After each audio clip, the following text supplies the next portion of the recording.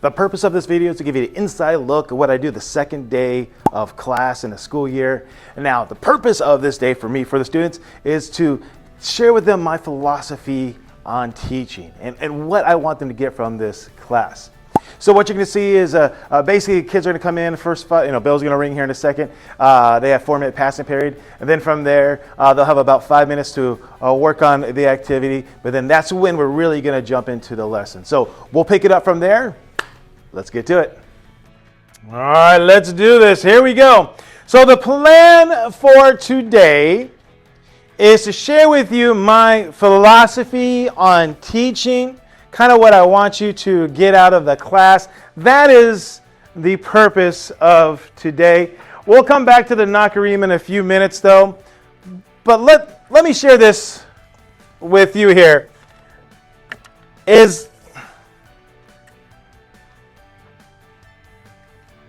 When I first started teaching, first of all, we are going to learn about history. I just want to make sure you know this. We are going to learn about United States history.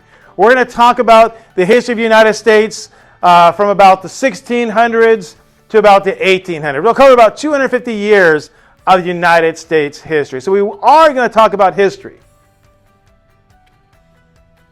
But I want to share this with you. When I first started teaching, a long time ago, my goal as a teacher was to get students to memorize as many dates, names, and events as possible. That was my goal, to memorize dates, events, and people. And so a long time ago, I had a Scantron machine and everything. That was my goal when I first started teaching. But somewhere along the way, I realized that was a stupid goal to have as a history teacher. Because here's the reality, and somebody raise your hand if you like some points here. If I gave you the question, when did the Civil War start? And you had your cell phone on you, how long would it take you to find the answer? Somebody raise your hand for me, please. Go ahead, Jacob. Less than a minute. Probably maybe like 15, if you ever had your phone open, right? 15 seconds, 30. It wouldn't take long at all. And so if you can find information in a matter of seconds, what's the purpose of memorizing all that? And I thought, oh man. And so at one point in time, I had a little bit of a teaching crisis. Like, ooh, well, I'm not going to have to memorize the dates and all that. Then what am I doing here? And then the other part of it is this. Ooh. Well, here we go. It'll be hard for me to say this. Do you have to know about history in order to have a successful life? Not necessarily. Not necessarily, right? You can know like something. You don't have to learn a lot of it. All right. Anybody else want to answer? Not necessarily? No? Do you know anybody that you consider successful that doesn't know that much about history? Yeah, who? A brother? All right, sounds good. Yes, ma'am. I was going to say like a doctor. A doctor, right? Doctor may not know much about history. They know a lot about what? Like medicine stuff. Yeah, I agree with you. Yes, sir. Your uncle. What does he do? He works, all right. But does he know much about history? Maybe a little bit, not much. So here's the hard part. Now, make sure Mr. Rhodey doesn't hear this, by the way, the teacher next door. It is my opinion that you do not need to know about history in order to be successful. You know? Math. You got to know some math. You have to. I mean, you got to know how to add, subtract, multiply. You got to know some basic math in order to function properly in society. You got to know some basic English. You got to know how to write, to read in order to function properly in society. But if you don't know history, you can still get a good job. You can still get a good career. You can still become successful. The person that I have, the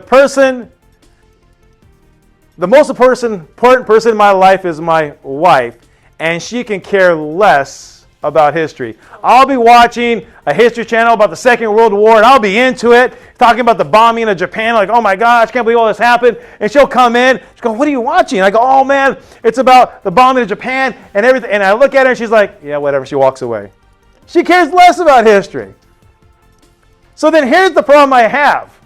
If you can find facts in a matter of seconds, and you really don't need history to be successful, why am I even here? What is the purpose of this class? And I had an identity crisis several years ago trying to figure out that answer. And here's what I eventually came up with. And this is going to sound weird, but here's my goal. My goal for you in this class, now we are going to learn history. I want you to understand the basic story of America. I want you to understand how America went from 13 colonies to where we are today. I want you to understand the, am I using the right word? The lore of America? Huh? Is that good? Lore? Huh? I want you to understand that. But more important than that, I want you to think. And I want you to think about things differently. When you were a little kid, when I was a little kid, and I'm sure when you were a little kid, life seemed simpler, easier to understand. It was black and white, good and bad. I remember my mom came home a long time when I was a little kid. She came home and she looked a little sad. I go, hey, what's going on, Mom? Are you okay? She goes, this is my friend. What's wrong with your friend? She goes, oh, she's getting a divorce. I go, oh no, why is she getting divorced? She goes, well, her husband cheated on her. I'm like, oh. Then I asked her a question. I said, oh, well, is he going to be going to jail? And she looked at me like, what? Is he going to go to jail? And she goes, no. And I was confused. Because in my mind, the world is real simple. It went like this. Raise your hand. Is cheating good or bad? Let's go with Haley. Bad. And if you do something bad, you're a bad person, and bad people go where, Omar? Jail. To jail. So I thought this guy was going to go to jail. But we all know if you have an affair, do you go to jail? No, you don't, right? So when you're little, things are simpler, it's black and white. But the older you get, you realize things aren't quite as simple as that. They're not quite in black and white or quite as obvious. There's this area of gray. And our goal, my goal for this class is as we're learning about history, we're going to explore that gray area. And as we're exploring that gray area, you're going to start forming some opinions about what you really think is right and wrong, and more importantly, what you believe. Quick example. Raise your hand here. Seems like an easy question.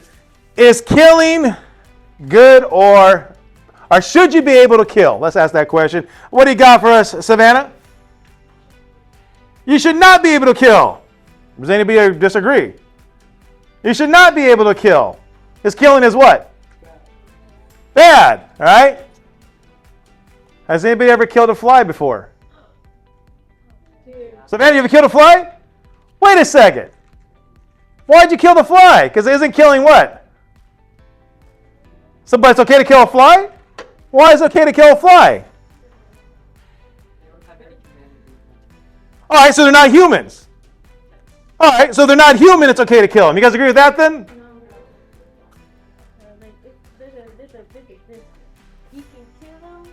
You kill a fly. But you have to be in your house. If they're not in your house, you can't kill them. So I can't kill. Can I kill a fly in this classroom? Yeah, because you own it. If they're on your stuff, then you can kill them. So if you own something, you can kill it.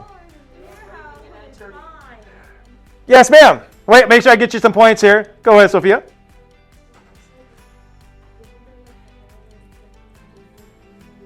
All right, so endangered animals you can't kill. All right. Flies you can. Because there's too many of them. But endangered, yes? The reason you can kill the fly is because it was breaking and entering into your house. Exactly. Well, I'm not sure. I didn't feel threatened by the fly, but so are we in agreement then that it's okay to kill an animal as long as it's not endangered? No. No? What? animal, which I don't necessarily do. So you're saying there's some animals we can kill, some we can't? It's What? Can we kill a dog? no. Why not a dog? No, that's the issue. It's not. All right. Not like It's not what? Wait, fast. Sophia, that's the issue with topic. It's not what? simple. It is not simple. That's what I want you guys to do. I want you to really think about this. I had a friend, probably one of the best things I ever did is I joined something called a men's accountability group. And it was me and 4 other guys. And every Saturday morning we would meet. And we would meet to basically discuss our life. But the goal of it was for us to become better people. The goal of it was for me to become a better guy, a better husband, a better father. And that was the goal of the other ones. And we held each other accountable. All right? And I had one of the guys in the group, he always asked this question. He goes, do you really believe what you say you believe? Sounds like an easy question. Like, yeah. Do you really believe what you say you believe? And so we'd be at this meeting, and I remember a conversation that would go something like this. Maybe I had an argument with my wife, and I'm all frustrated at her. And I come to this group, and I'm saying, oh, guys, you won't believe my wife did. She did this, and blah, blah, and everything else. You know, and then he would look at me, he goes, can I ask you a question? I go, yeah. He goes, do you love your wife? I go, of course I love my wife. I wouldn't have married her if I didn't love her. He goes, all right. Do you believe that? I go, yeah. He goes, do you really believe that? I go, yeah. He goes, all right, then you need to forgive her. I go, well, you don't understand. She did this, this, and this, and this. He goes, oh, yeah, it's awful. Hey, can I ask you a question? I go, yeah. Do you love your wife? I go, yeah. He goes, you need to forgive her. But you don't think about this. The people that you hurt the most are usually the ones that you what? If you really love somebody, why are you hurting them? Well, you can get all sorts of reasons. Well, because they did this to me and this to me. But if you really love them, why are you hurting them? And so he would always ask me these questions all the time. Everyone in the group, we asked each other those questions. It made me think. One of the most powerful things I ever saw was a movie. And in this movie, this couple was fighting. They're a husband and wife. They were fighting, almost getting divorced, right? He's hating her, she hates him, and everything else. And in this movie, the guy had a dream. And in this dream, he was looking down a hallway, and he saw his wife, and next to the wife was some guy. And the guy started to, in his dream, in the movie, he started hitting his wife. And so the husband is looking down this hallway, sees his wife getting beat up by this guy.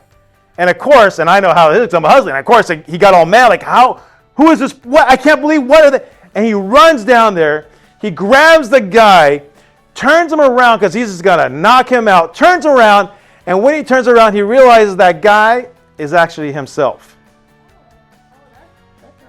And I think to myself, oh my gosh, I cannot tell you how many times I will tell people I love my wife. I love her. I think she's amazing. And I do. I love her. I think she's amazing. The most incredible person in the world. I'd do anything for her. But I'm usually one of the first people to put her down, to yell at her, or get mad at her. And so the question is, do I really believe what I say I believe? Because if I really believe I love her, then I'm the one that needs to change regardless of what she's doing. Another example is many, many years ago, my kids were much younger, being the wonderful, awesome father I am, I decided to take my kids to the movies. That's what a good dad does. And so my oldest daughter comes downstairs and I go, hey, how you doing, sweetie? I'm doing good, Dad. You ready for the movies? Yeah, I'm ready for the movies. I say, hey, can you do me a favor? Can you go back upstairs and grab your purse real fast, please? Oh, she goes, oh, Dad, I don't want to bring my purse. I don't feel like carrying anything around. I know, sweetie, but for me, do you mind just grabbing your purse? But Dad, I really don't want to grab the purse because it doesn't match my outfit. I'm like, we stop arguing with me? Just get your stupid purse? She's fine, whatever. So she goes upstairs to get her purse. And then my son comes down. Hey, Luke, what's up? Hey, nothing, Dad. Oh, hey, son, man, can you do me a favor? What's that, Dad? Can you put those baggy pants on that you have? Oh, well, no, they're dirty, Dad. I don't feel like, well, I don't know. I know, son, but you can't just please put them on just one time. But Dad, son, why you got to argue with me, son? Just get your pants on. Whatever, fine. He goes upstairs, he gets pants on. His baggy pants. And then my youngest daughter comes down, the same thing. I tell her to get a purse. She doesn't want to. But as they're getting everything ready, I have all our snacks laid out on the kitchen counter. I popped some popcorn, and I put it in the little Ziploc bags. I'm not sure if you've ever done this, or if you're too bougie, maybe you never have, I don't know. But I put it in a Ziploc bags. I took out I got soda cans, and I'm a good father. I didn't get Shasta. I got the real soda, the Pepsi and the Coke. You got that all out there. And I got not the small candy bars, the big candy bars, because that's how awesome a father I am. And I got the candy bars. I got everything. I'm ready to go. My kids come down. I start telling my kids, all right, here, you put the popcorn in your purse. You go put the candy bars in yours. And my poor son, I put the soda in his pocket. He's walking around. It looks like this. It's so obvious, right? He has sodas in his pocket.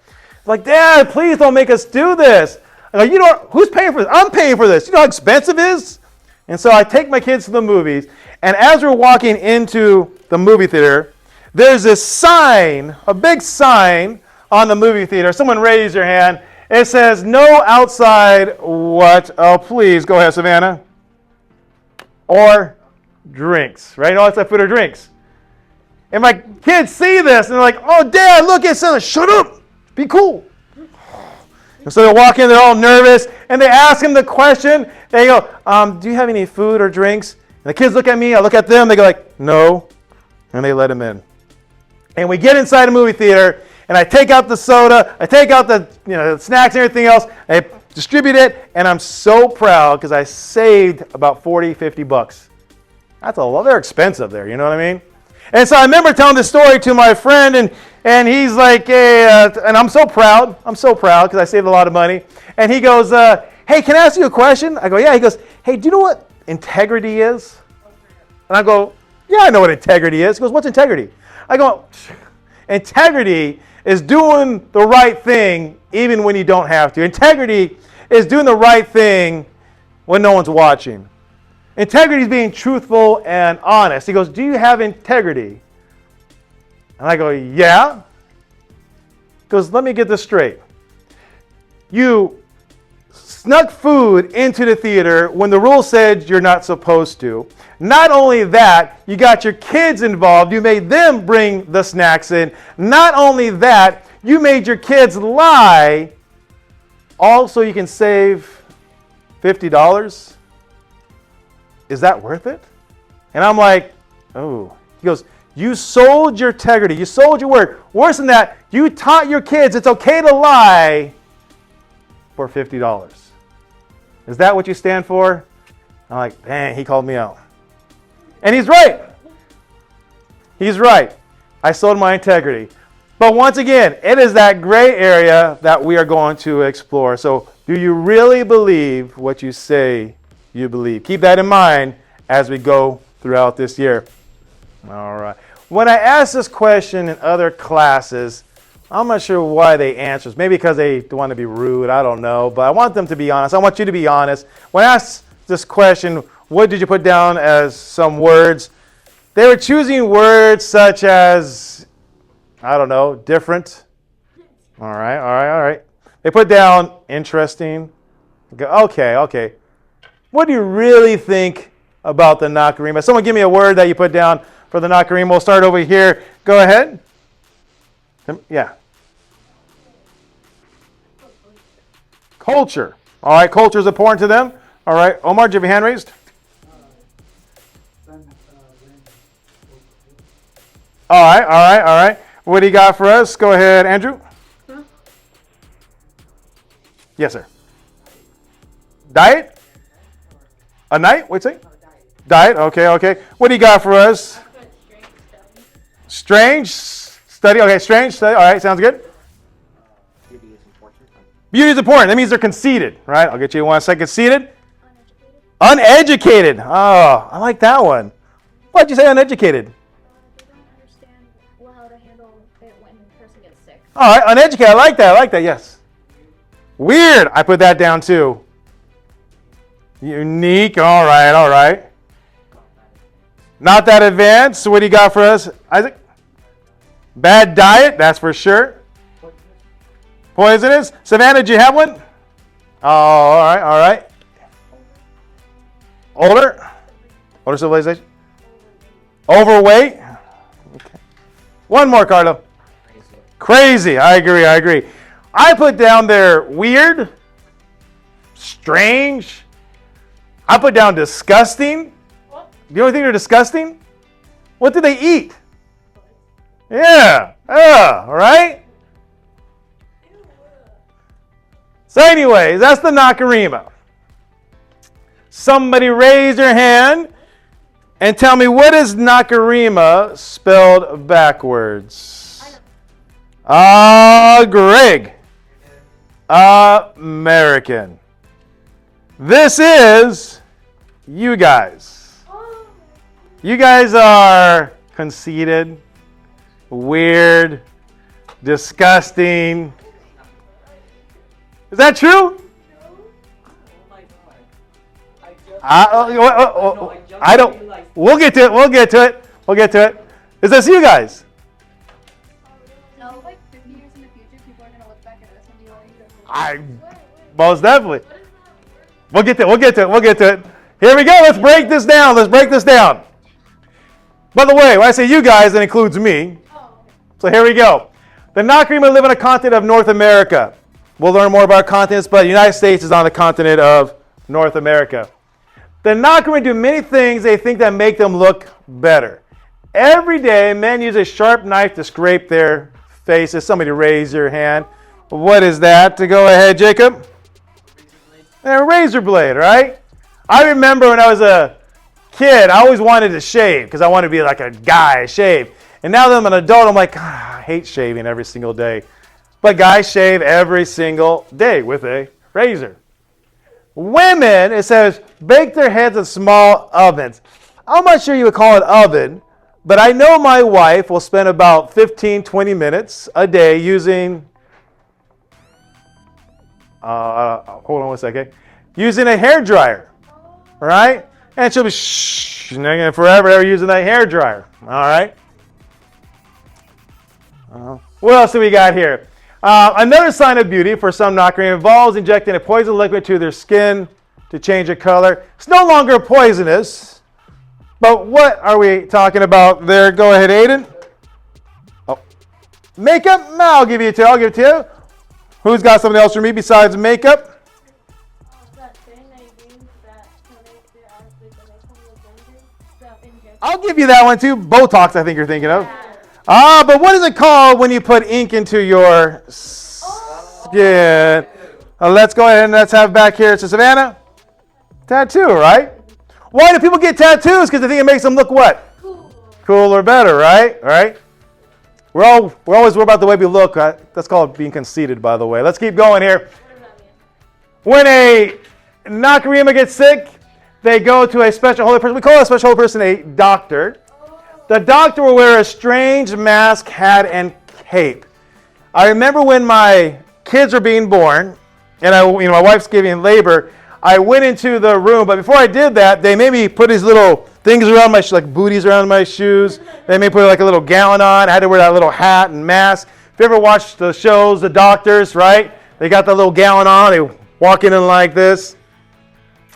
And so it says the Nacirema will be put to sleep, and while they're asleep, the whole person will use knives to cut them open. That's surgery. I don't know if you ever been through surgery or seen somebody that had to go through surgery, but it amazes me that we're able to do that. I remember my dad had open heart surgery, like a triple bypass or something. I forgot exactly what it is. Something problem with his heart. But in order to get to the heart, if you feel this bone right here, it's like your sternum. To get to the heart, they basically have to cut this bone right here. But then once they cut that bone right there, your ribs, they have to move your ribs. And so what they'll do is they'll take that and they'll basically start prying open your ribs. Pry open your ribs so they get to your heart. And then they do what they got to do with your heart, and then they put it back together. And then they sew that sternum up, and then they sew the skin back together and everything else. It amazes me that someone can have their whole body opened up like that and still, yeah, that's crazy. But happens all the time. Modern medicine. All right, let's keep going down here. And that's the part about the Nacirema is their diet. They often eat at a place called, yes, sir? McDonald's. You guys see it? McDonald's. McDonald's. At this place, they eat sandwiches made from parts of animals, toes, necks, and even... Now, I'll be honest with you. This isn't necessarily McDonald's, but this describes a hot dog. Have you ever eaten a hot dog? No, unfortunately. Unfortunately. Go home and look up a video on how they make hot dogs. It is disgusting. What they do, a hot dog, by the way, is all the leftover meat, the meat that's not really that good, necks, toes, and butts, they ground it all up into this like paste. Then they inject that paste into this little tube casing thing. And if you ever look at a hot dog, it has that little thing on the outside. That's like the casing, and the paste is what's in the middle.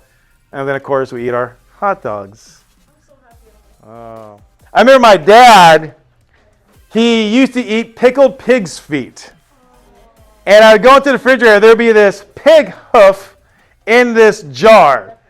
And I'm like, oh, that is disgusting, Dad. He goes, what, this? And I go, yeah. And he open up, take it out, suck off the juice and the fat from it, right? We eat. How much? Is it really strange? No, we're used to certain things we eat, right? But the other cultures might be strange. Bottom line is, we do eat some interesting things. Strips of vegetable, that goes on to describe our close. It goes to French fries. And then the water liquid right here, mixed brown syrup, that goes on to describe soda. Soda is one of the worst things you can ever consume. Is this an actual culture? Is this them just describing us? This is just them describing us. Okay. Yep, it's just us. This us. But it's us looking at it through a different perspective. So the goal of this assignment was look at this a little different, and maybe at yourselves a little differently. But the goal of this class is to have you look at things differently. I really want you guys to start asking some of those deep questions. What do I believe in? Why did America do this? Was it right? Was it wrong? What could have been different? What can we do different? Do I really believe what I say I believe? We're going to explore that gray area in this class.